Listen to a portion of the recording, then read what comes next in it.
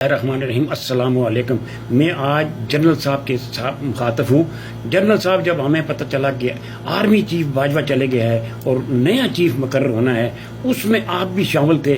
جب آپ کے پتہ چلا کہ یہ وہ جرنیل ہے کہ جس نے سعودی عرب سے قرآن حفظ کر کے گیا 38 سال کی عمر میں، بڑے خوش ہوئے۔ میں نے اپنی زندگی میں نہیں سنا تھا کہ کوئی جج یا کوئی جرنیل یا کوئی سیاستدان حافظ سے قرآن ہوگا۔ بڑا خوش ہوا کہ دیندار سامنے آ جائے گا انشاءاللہ تعالیٰ۔ آپ کے لیے ہم نے دعائیں کی، قرآن نے بھی سفارش کی اپنے اللہ کے آگے کہ میں اس کے سینے میں یا اللہ اس کو عزت والا عہدہ عطا کرتے۔ آپ کی تقرری جب ہو کے آئی تو آپ کی فائل آئی جس وقت صدر پاکستان کے آگے، تو پارٹی کے سربراہ نے کہا کوئی اس کے اوپر سوال و جواب نہیں کرنا، فوراً اس کے اوپر سائن کرو چلے جائے۔ آپ مقرر ہو گئے۔ ادھر حضرت عمر فاروق رضی اللہ تعالیٰ عنہ جب خلیفہ مقرر ہوئے تو سب سے پہلے انہوں نے اپنے اوپر ایک سوال کیا کہ دریائے دجلہ کے پاس اگر کتا پیاسا مرے گا تو مجھ سے اللہ تعالیٰ پوچھے گا کہ تیری حکومت تھی تو یہ کتا کیوں پیاسا مرا ہے۔ یہ سوچ تھی حضرت عمر فاروق رضی اللہ تعالیٰ عنہ کی۔ میں کہتا ہوں، میں جاتا ہوں کسائی کے پاس گوشت لینے، اس کو 1 کلو گوشت لیتا ہوں، وہ چھچڑے مچڑے صفا ستھرا کر کے بوٹی میرے ہاتھ میں دیتا ہے، یہ لو گوشت لے کے جاؤ۔ جنرل صاحب، تو نے 16 پارٹیوں کے جتنے قاتل، ظالم، زانی، بدکار جتنے بھی تھے، تو نے تو چھتڑے بھی نہیں صاف کرے، تو نے سب ہمارے اوپر مسلط کر دیے اور تو نے کھلا اختیار دے دیا، سیاہ کرو سفیدی کرو، تمہیں کوئی پوچھنے والا نہیں۔ چلو آپ نے تو یہ تقرری کر دی، مگر جب پیغمبر کے اوپر امتحان آتا ہے تو اگر کسی ولی کے اوپر آتا ہے تو اللہ کسی سے پوچھتا نہیں ہے، وہ اس کا اپنا ایک نظام ہے۔ عمران خان کے اوپر ایک آزمائش اللہ کی آ گئی۔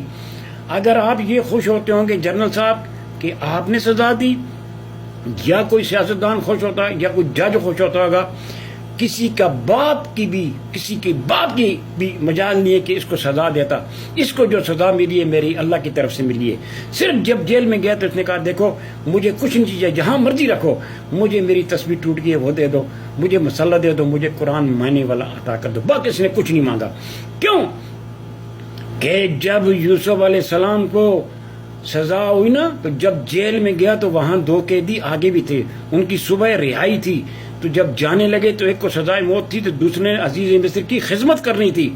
جس نے عزیز مصر کی خدمت کرنی تھی تو اس کو یوسف علیہ السلام نے کہا دیکھو تو جائے گا عزیز مصر کے پاس، اس کی خدمت کرے گا، شراب پلائے گا، یہ کرے گا وہ کرے گا، میری سفارش کرنا رہائی کی، مجھے بھی رہائی مل جائے۔